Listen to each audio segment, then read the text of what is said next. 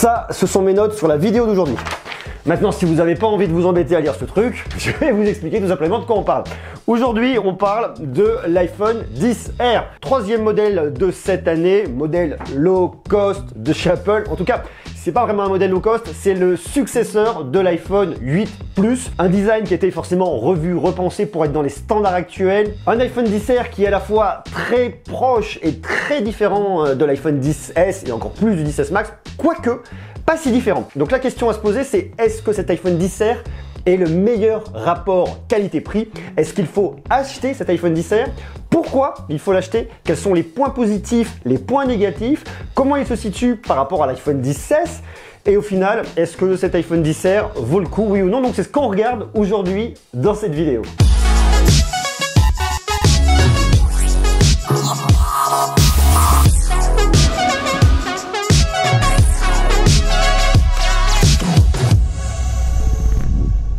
Parce que ce qu'il faut bien comprendre avec cet iPhone XR, c'est qu'il est quand même 300 € moins cher que l'iPhone XS et qu'il est 400 € moins cher que l'iPhone XS Max. Donc pour le coup, à ce prix-là, est-ce que ça vaut le coup de se prendre un iPhone XR? Oui, non, parce qu'on est quand même sur un smartphone qui coûte la modique somme de 855,28 €. Parce qu'il faut bien définir les choses. L'iPhone XR est un smartphone haut de gamme. L'iPhone XS est un smartphone très haut de gamme. Le fleuron d'Apple est l'iPhone XS Max. C'est sensiblement le même avec un plus grand écran. Maintenant, quels sont les atouts, quels sont les inconvénients de cet iPhone XR? Premier gros point positif de ce smartphone, c'est son grand écran de 6,1 pouces. Liquid Retina, c'est donc un écran LCD. Ça, c'est un très gros point de différence entre l'iPhone XS et l'iPhone XR. Il faut pas se tromper. Là-dessus, on a un smartphone avec un écran plus grand. Par contre, on a un smartphone avec des bords qui sont plus grands que ceux de l'iPhone XS. Alors, qu'est-ce que ça veut dire au final? Ça veut dire qu'en termes d'image globale, en termes en tout cas de zone utilisée par l'écran, on est sensiblement sur la même chose que l'iPhone XS, c'est-à-dire 5,8 pouces. Alors, ce n'est pas un écran de 5,8 pouces, c'est bien un écran de 6,1 pouces, mais comme les bords sont un peu plus grands, on a un peu la même sensation que sur l'iPhone XS. Néanmoins, je trouve que la qualité de l'écran est vraiment là. C'est ce qu'a appelé Apple, c'est le Liquid Retina. Alors, le Liquid Retina, c'est ni plus ni moins que le nom commercial de l'écran LCD d'Apple. Il y a eu par contre un vrai bon boulot de fait là-dessus, avec un écran qui est vraiment bien étalonné. J'ai passé un paquet d'heures à regarder des vidéos sur YouTube et je trouve que la qualité de l'écran est vraiment bien faite et même vraiment bluffant. Le fait qu'on soit sur un écran LCD, on sent pas une énorme différence. Alors effectivement, c'est pas tout à fait la même chose. On va pas avoir les mêmes contrastes, on va pas avoir la même qualité, on va pas avoir le côté un peu brillant de l'écran OLED, mais par contre, vraiment, ça ne me gêne absolument pas. Et je suis pas sûr qu'à l'usage, vous sentiez vraiment une énorme différence. Pour moi, il y a un énorme boulot qui a été fait par Apple sur la qualité de l'écran. Donc là-dessus, même si c'est un écran LCD, on n'est pas sur n'importe quel écran LCD. Sur le marché, vous avez plein d'écrans LCD de différentes qualités. Certains sont bien, certains sont carrément très mauvais. Celui-là, par contre, est vraiment topissime. Ça pourrait être d'ailleurs une des références dans le monde de l'écran LCD. Et je dis ça en toute sincérité. Deuxième chose que j'aime vraiment sur cet iPhone XR, c'est sa caméra arrière. Vous avez la même caméra que sur l'iPhone XS et XS Max, à savoir un 12 mégapixels grand angle avec une ouverture de f1.8, donc vraiment très bon en faible luminosité. La qualité photo, la qualité vidéo de l'iPhone XR est vraiment excellente. Il n'y a aucun compromis qui a été fait par Apple là-dessus. Ils ont vraiment mis le paquet pour qu'on trouve vraiment la même qualité, les mêmes exigences. Pour pas du tout avoir une caméra en rabais sur ce modèle-là. Et d'ailleurs, c'est vraiment un des très gros points forts de ce smartphone. C'est le fait de se dire, on ne fait absolument rien au rabais. On propose un écran LCD, mais un excellent écran LCD. On propose un seul module photo à l'arrière. Alors effectivement, il y a des choses qu'on ne pourra pas faire, que vous pourrez faire avec l'iPhone XS et avec l'iPhone XS Max. C'est plutôt normal d'ailleurs parce que on a quand même un écart de prix. Donc, on peut pas tout avoir à ce prix-là. Par contre, l'appareil photo que vous avez, il est sans compromis. Le capteur 12 mégapixels est vraiment excellent en faible luminosité, ça marche très bien et en plus il y a un super boulot qui est fait derrière du point de vue logiciel, mais ça on va en parler juste après. Pour l'instant, tout de suite, on va aller faire quelques photos.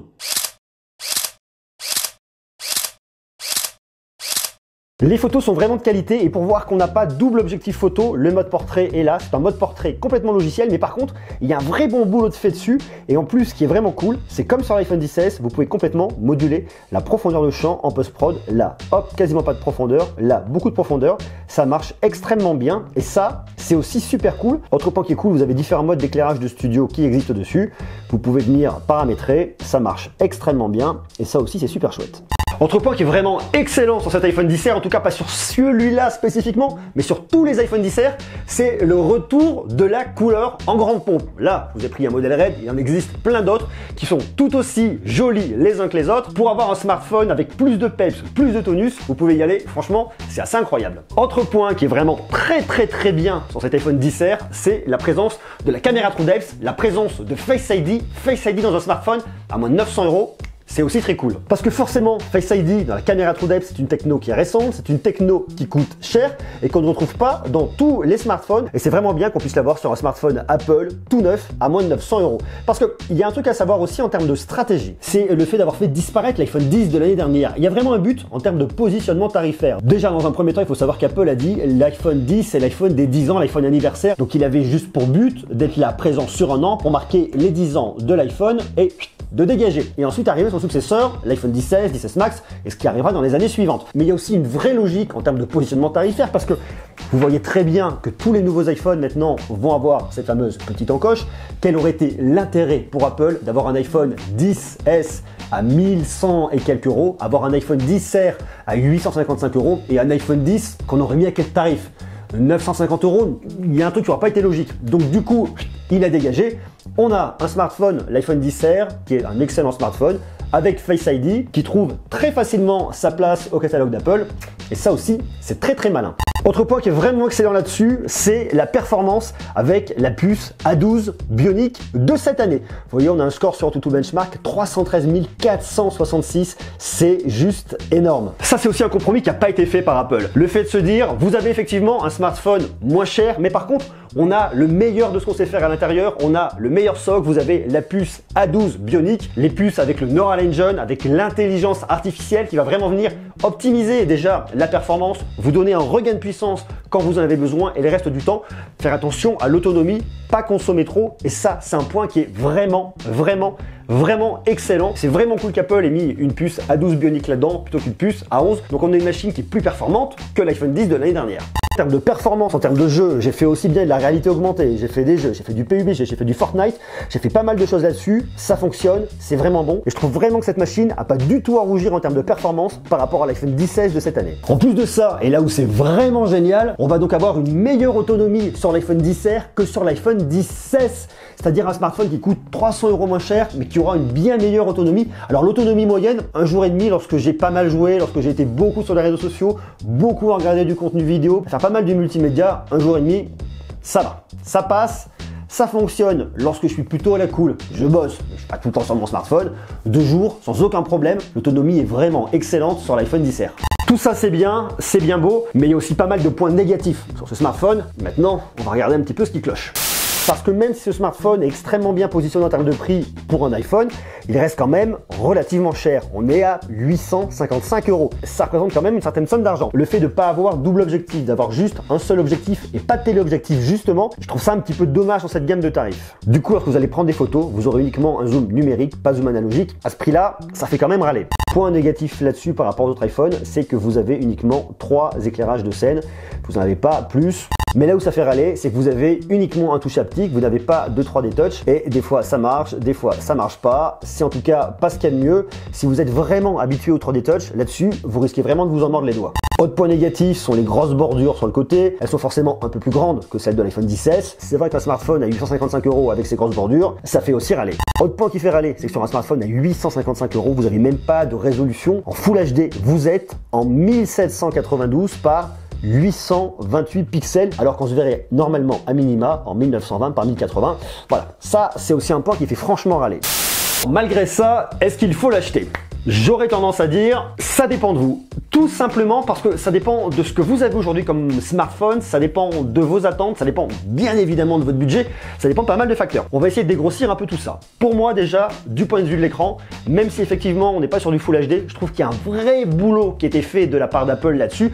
Vous avez des écrans qui sont Full HD et qui vont être de moins bonne qualité que celui-là. Donc là-dessus, vous inquiétez pas, ça vous posera absolument aucun problème. J'ai regardé beaucoup de vidéos sur Netflix, sur YouTube, ça ne me pose pas de problème. Pour regarder mes photos, c'est pareil, ça ne me pose pas de problème. Néanmoins, dans cette gamme de tarifs, on trouvera toujours moins cher sur un smartphone Android. Maintenant, il faut éliminer un petit peu cette question comparative avec Android parce que ça va toujours un petit peu piper la donne. Il faut vraiment réfléchir par rapport à ce que propose Apple. La performance avec la puce A12 Bionic, croyez-moi, j'ai fait plein de jeux, j'ai fait pas mal de choses avec, il n'y a absolument aucune latence, ça marche extrêmement bien, c'est hyper optimisé. Du coup derrière vous avez aussi une excellente autonomie, c'est quelque chose qui fonctionne parfaitement bien et là-dessus vous serez absolument pas déçu. La photo c'est vraiment un point essentiel aujourd'hui sur les smartphones, d'ailleurs c'est pour ça qu'on parle de photophone et pas uniquement de smartphone avec un appareil photo. C'est un bon photophone, c'est pas un excellent photophone. Si vous voulez vraiment un excellent photophone, allez plutôt faire un tour du côté de chez Huawei sur le Mate 20 Pro, sur le P20 Pro ou alors même chez Samsung sur le Galaxy S9 Plus ou sur le Note 9. Là vous avez vraiment des excellents photophones. Celui-ci fait vraiment bien le job. Le fait d'avoir la caméra 12 mégapixels à couverture de f1.8 en grand angle derrière, ça marche absolument bien. On a des photos de bonne qualité et derrière avec un HDR qui est complètement optimisé, le rendu est vraiment bien. Donc pour faire de la photo de bonne qualité, vous ne serez absolument pas déçu. Le fait de ne pas avoir le téléobjectif, c'est pas vraiment grave. Le mode portrait fonctionne très bien d'un point de vue logiciel, grâce notamment à la puce A12 Bionic derrière qui lui apporte vraiment une capacité de calcul. Ça marche extrêmement bien. Point un peu négatif que j'ai pas évoqué avant, c'est le fait que lorsque vous allez faire des photos portraits, vous pouvez faire uniquement d'êtres humains. Vous pouvez pas faire un portrait avec un animal, vu que c'est de l'intelligence artificielle qui va détecter un visage qui va venir détourer. Vous pourrez pas donc faire tous les modes portraits que vous pourrez faire avec un iPhone 10S ou un 10S Max. Néanmoins, pour utilisation régulière et pour avoir des clichés de très bonne qualité, ça fera parfaitement bien l'affaire. Donc l'écran marche bien, la puissance est là, l'autonomie est là, l'appareil photo est là. Alors, qu'est-ce qui va pas? Ce qui est un peu moins bien et ce qui me fait vraiment dire que ce smartphone est bien, mais c'est l'absence du 3D Touch. Si vous utilisez le 3D Touch, si vous étiez vraiment habitué au 3D Touch, ça va vous embêter. Ça va vous poser problème parce que le touche haptique, c'est pas mal, ça marche pas mal, mais bon, voilà, c'est pas complètement ça. Après, si le 3D Touch vous l'utilisez vraiment occasionnellement, il n'y aura absolument aucun problème, ça passera crème. Pareil en termes de design, le fait d'avoir ces bords noirs sur le côté, on les oublie tout de suite parce qu'on a un écran un peu plus grand de 6,1 pouces, donc ça ne pose absolument aucun problème. Alors maintenant la question, est-ce qu'il faut l'acheter? Et si oui, quoi, quand, comment? Alors c'est là où ça devient intéressant, parce que si vous avez un iPhone 10, bien évidemment vous n'allez pas changer, bien évidemment vous n'allez pas aller sur l'iPhone 10R, même si l'iPhone 10R sera plus performant et aura une meilleure autonomie que votre iPhone 10, vous allez y perdre en termes de qualité d'écran. Ça c'est quand même un peu con, surtout dans ces prix-là. Même si l'appareil photo principal de l'iPhone 10R est meilleur par rapport à l'iPhone 10, il n'y a pas non plus une valise d'écart. Je conseille vraiment de garder votre iPhone 10. Alors maintenant, si vous avez un iPhone qui est plus ancien, je pense notamment à partir de l'iPhone 7, 7 Plus, vous pouvez vraiment commencer à regarder pour changer. Si par contre vous avez un iPhone 8 Plus, en termes de qualité de photo, c'est pareil, il n'y a pas un écart énorme non plus. Je suis pas sûr que ce soit vraiment intéressant. Après, ce qui vous ferait changer entre un iPhone 8 Plus, iPhone 8 par rapport à l'iPhone 10R, c'est vraiment le design, le fait d'avoir l'encoche, le fait d'avoir Face ID, la caméra TrueDepth. Sinon, je suis pas sûr. Vous avez un iPhone 8 Plus, pour moi, conservez-le et attendez la génération suivante. Si maintenant vous avez un iPhone plus ancien, ça vaut le coup de changer parce qu'il y a quand même une vraie belle différence notable. Moi qui ai un iPhone 6S, croyez-moi que la différence elle est énorme. La qualité de l'écran, ça n'a strictement plus rien à voir. Autant aller tout de suite sur l'iPhone 10R. Et alors si vous avez un smartphone Android, pas quel qu'il soit, si par exemple vous avez un Mi 8, regardez votre Mi 8, il ne faut vraiment pas l'intérêt d'aller là-dessus, même s'il est quand même très bon. Par contre, si vous avez un smartphone qui est un peu ancien, vous pouvez y aller, vous serez absolument pas déçu. À la question, est-ce que l'iPhone 10R vaut le coup? La réponse est un grand oui, c'est un excellent oui, c'est vraiment un très grand oui parce que je trouve qu'Apple là-dessus n'a pas fait de compromis. Le fait du LCD OLED, franchement, c'est pas bien grave. Et surtout, on a un vrai écart de prix. 300 € de différence avec l'iPhone 10S, 400 € d'écart avec l'iPhone 10S Max.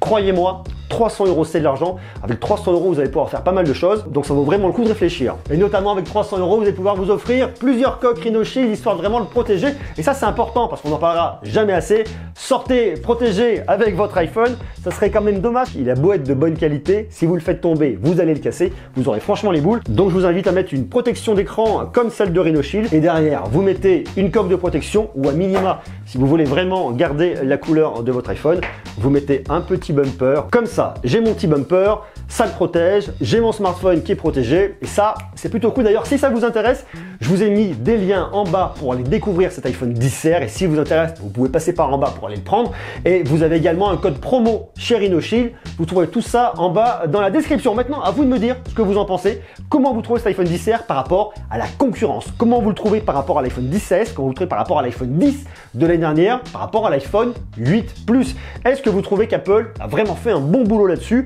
Et est-ce que vous êtes satisfait? Est-ce que vous l'avez acheté? Est-ce que vous êtes contente, content? Oui, non, quoi, comment? Vous marquez tout ça en bas en commentaire. Merci en tout cas à vous, parce que là, les scores explosent. On est bientôt à 85 000 sur la chaîne, c'est juste dingue. Hier, il y a eu une journée à plus de 500 nouveaux abonnés, c'est complètement hallucinant. Donc merci à vous, toujours plus nombreuses, toujours plus nombreux, de permettre que les choses évoluent. Et d'ici quelques temps, d'ici, allez, on va dire quoi, un mois et demi, on sera normalement 100 000 sur la chaîne. C'était vraiment le challenge que je m'étais lancé au début de l'année. On a commencé l'année, on devait être à quoi, allez, 12 000, 15 000, je sais plus. Je me suis dit, allez, à la fin de l'année, il faut qu'on soit à 100 000. Et grâce à vous, grâce à votre soutien, on va y aller. Voilà, c'est cool, je suis très content. Merci à vous, vous marquez bien sûr tout ce que vous voulez en bas en commentaire. Je vous donne rendez-vous très bientôt. Bisous, ciao.